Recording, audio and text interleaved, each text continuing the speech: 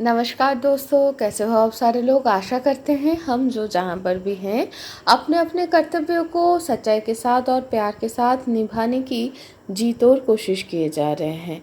और हम हमारे इस साधना में माँ बाबा के आशीर्वाद से, गुरु की कृपा से और परमेश्वर की इच्छा अनुसार सफल रहेंगे, है ना। तो चलिए शुरू करते हैं आज की कविता। आज की कविता की शीर्षक है जगत और लेखक है श्री तीन कोडी पात्रो। जगत यानी कि जगत।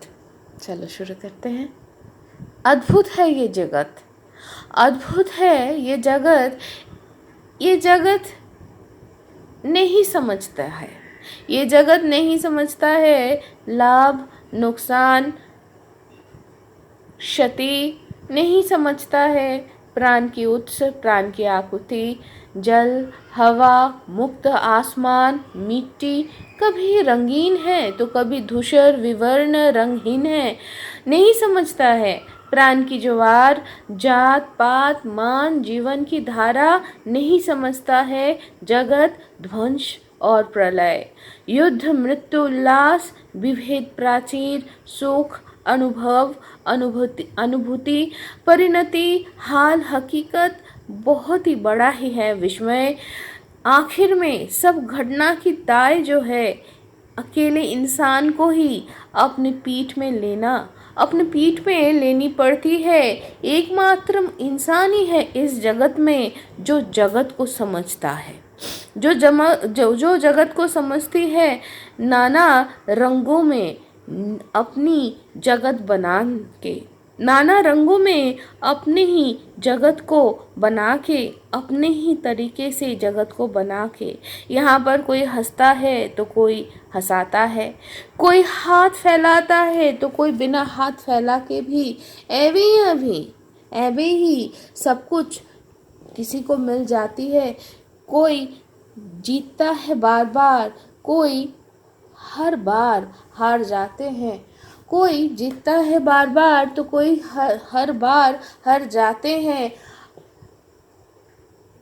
और खो देता है सब कुछ। कोई बेचता है दिन रात, कोई खरीदता है दिन, कोई खरीद लेता है सब कुछ सारी रात। यहाँ पर कोई गाना सुनाता है तो यहाँ पर कोई गाना सुनता है तो कोई गाना गाते हैं, कोई मरता है बिना अन्याय के, कोई सिर्फ और सिर्फ मार खाते रहते हैं। जगत तब भी है अविचल, अद्भुत है निर्विकार, तब भी फूल खिलते हैं पंछी गाते हैं, नदी बहते हैं बारी बरसते हैं बरखा बरसते हैं, दिन जाते हैं रात होती है।